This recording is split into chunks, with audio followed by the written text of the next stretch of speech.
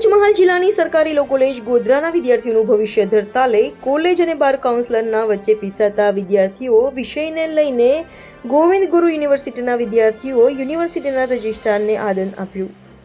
શ્રી ગોવિંદ ગુરુ યુનિવર્સિટીની સંલગ્ન સરકારી લો કોલેજના વિદ્યાર્થીઓને બીસીજી દ્વારા સનદ ફાળવવામાં આવી નથી તે બાબત ગોવિંદ ગુરુ યુનિવર્સિટી સંલગ્ન કોલેજ પંચમહાલ શિક્ષણ પ્રચારક મંડળ સંચાલિત લો કોલેજ ગોધરા જેમાં દર વર્ષે વિદ્યાર્થીને એડમિશન ફાળવવામાં આવતા હતા વર્ષ 2023-24ના વિદ્યાર્થીઓને બીસીઆઈના ગાઈડલાઈન મુજબ દર વર્ષે લો કોલેજમાં નિરીક્ષણ કરવામાં આવે તે જરૂરી છે। પહેલા ઘણા વર્ષોથી ગોવિંદ ગુરુ યુનિવર્સિટીની સંલગ્ન સરકારી ગ્રાન્ટેડ કોલેજો સરકારી હોવાથી એડમિશન ફીનું ધોરણ ઓછું હોવાથી અને ગ્રાન્ટેડ હોવાથી ગ્રાન્ટ અનુસાર કામકાજ કરતી હોવાથી બીસીઆઈની નિરીક્ષણની ફી ₹3,50,000 વધારે હોવાથી ભરપાઈ કરી શકે એમ ના હોવાથી આ કોલેજોએ બીસીઆઈની નિરીક્ષણ ફી ભરપાઈ કરેલ નથી, જેના કારણે બીસીઆઈએ આ કોલેજોની માન્યતા રદ કરી નાખેલ।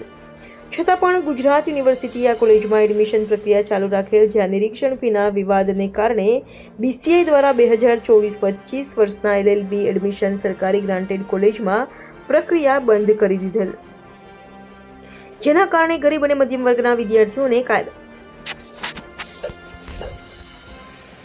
કાયદાના અભ્યાસ માટે હવે સેલ્ફ ફાઇનાન્સ કોલેજમાં ઓછી ફી ભરીને એડમિશન લેવાની ફરજ પડી છે। સાથે સાથે સરકારી ગ્રાન્ટેડ કોલેજોની માન્યતા રદ કરી હોવાથી વર્ષ 2023-24ના એલએલબી પૂર્ણ કરેલ વિદ્યાર્થીઓને સનદ માટે એનરોલમેન્ટ ફી બીસીજીમાં ભરી હોવા છતાં પણ તેમને પ્રોવિઝનલ સનદ નંબર આપવામાં આવેલ નથી। આ વિદ્યાર્થીઓને કોર્ટના આદેશ અનુસાર AIB 19ની પરીક્ષામાં બેસવા દેવામાં આવેલ નથી, જેનું ટૂંક સમયમાં પરિણામ આવવાની તૈયારીમાં છે।